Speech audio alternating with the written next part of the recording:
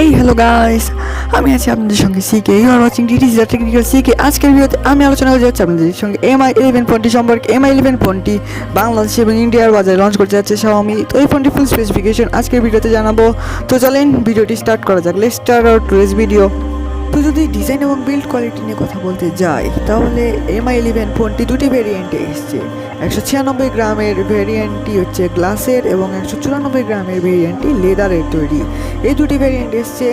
ফোনটির ফ্রন্টে থাকছে গরিলা গ্লাস ভিক্টাস নামে গরিলা গ্লাস এবং ব্যাকে থাকছে গরিলা গ্লাস 5।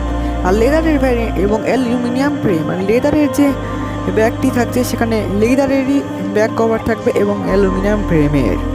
তো আমার কাছে মনে হচ্ছে অসাধারণ একটি, মানে ডিজাইন বিল কোয়ালিটির দিক দিয়ে অসাধারণ হবে ফোনটি।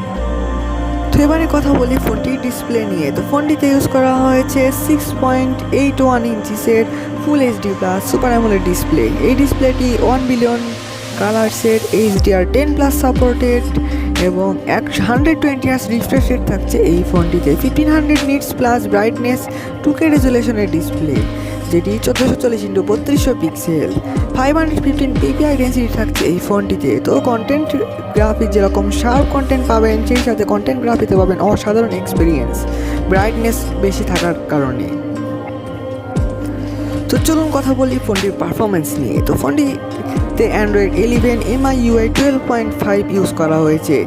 তো স্ন্যাপড্রাগন 888 চিপসেট ইউজ করা হয়েছে, যেটি 5 nanometer ফিনফেট টেকনোলজি দিয়ে তৈরি, যার ম্যাক্সিমাম ক্লক স্পিড 2.84 GHz। ফোনটিতে জিপি হিসেবে থাকছে অ্যাড্রেনো 660।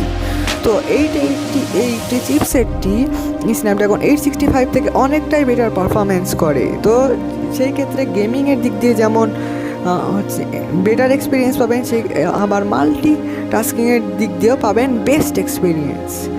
আর এছাড়া এই ফোনটি 8GB 128GB 8GB 256GB and 12GB 256GB এই তিনটি ভেরিয়েন্টে আসছে। স্টোরেজ টাইপ থাকছে UFS 3.1। তো সেই হিসেবে ডাটা রিড এবং রাইট হবে অনেকটাই ফাস্ট, যেটা UFS 2.1 বা 3.0 থেকে অনেকটাই ফাস্ট হবে। চলুন কথা বলা যাক ফোনটির ক্যামেরা নিয়ে। তো ফোনটিতে ইউজ করা হচ্ছে 108 মেগাপিক্সেলের primary camera, 13 megapixel ultra wide camera এবং 5 মেগাপিক্সেল ম্যাক্রো সেন্সর। তো 108 মেগাপিক্সেলের প্রাইমারি ক্যামেরাটি ওয়াইড অ্যাঙ্গেল লেন্স। তো ভিডিও শ্যুট করা যাবে রিয়ার ক্যামেরায় সর্বোচ্চ 8K রেজুলেশনে। জাইরো EIS এর সুবিধা থাকছে ফোনটিতে। তো ইমেজ যেরকম অনেকটাই বেটার ক্যাপচার করবে, সে হচ্ছে ঠিক সেরকম অনেকটাই ভালো ফটোগ্রাফি হবে। ফটোগ্রাফারদের জন্য এই ফোনটি সাজেস্টেড থাকবে। ফ্রন্ট ক্যামেরাতে ইউজ করা হচ্ছে 20 মেগাপিক্সেল ক্যামেরা, যেটিতে সর্বোচ্চ ভিডিও শুট করা যাবে 1080p 30 FPS-এ। তো এই ফোনটির ক্যামেরা পারফরমেন্স কীরকম হবে, ইমেজ ক্যাপচার কতটা বেটার হতে পারে, সেটা দেখার বিষয়, সেটা দেখলে বোঝা যাবে। এবারে কথা বলি ফোনটির ব্যাটারি নিয়ে। 4600 mAh এর ব্যাটারি ইউজ করা হয়েছে, যেটিতে 55 ওয়াটের ফাস্ট চার্জার ইউজ করা হয়েছে। তো 45 মিনিটসে ব্যাটারিটিকে ফুল চার্জ করে দিবে হচ্ছে এই চার্জার। তো আমার ধারণা মতে 1-1.5 ঘন্টার চেয়ে 45 মিনিট, মানে অনেকটাই সময় বেঁচে যাবে মানুষের, এবং গেমিং টেমিং সব দিক দিয়ে অনেকটাই বেস্ট হবে।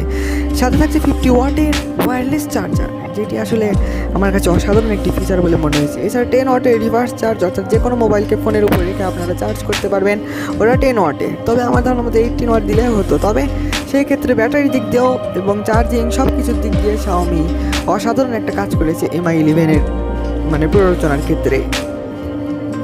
প্রাইস, এবারে কথা বলি এই ফোনটির প্রাইস এবং লঞ্চিং ডেট দিয়ে। Mi 11 ফোনটি 40 থেকে 45,000 টাকার মধ্যে আসতে পারে, অর্থাৎ বাংলাদেশি প্রাইসে 53 থেকে 58,000-এর মধ্যে হতে পারে ফোনটি। তো আমার জানানোর মতে এই ফোনটি জানুয়ারির শেষের দিকে লঞ্চ করবে, তবে ফেব্রুয়ারি মাস বা মার্চের দিকেও লঞ্চ হতে পারে ফোনটি। এই ভিডিওটি কেমন লাগলো আপনাদের কাছে লাইক করে জানাবেন। ভিডিওটি ভালো লেগে থাকলে ভিডিওটি লাইক দিন। এছাড়া বন্ধু বান্ধবের সঙ্গে শেয়ার করে দিন, যাতে আমার ভিডিও চারপাশ দিয়ে ছড়িয়ে যায়, এবং ভাইরাল করে দিন। এবং টেকনিক্যাল জগতে ভূমিকা রাখার জন্য আমার মতো একজন ছোটোখাটো ইউটিউবারকে সাহায্য করুন। তো গাইস, আজ এই পর্যন্তই।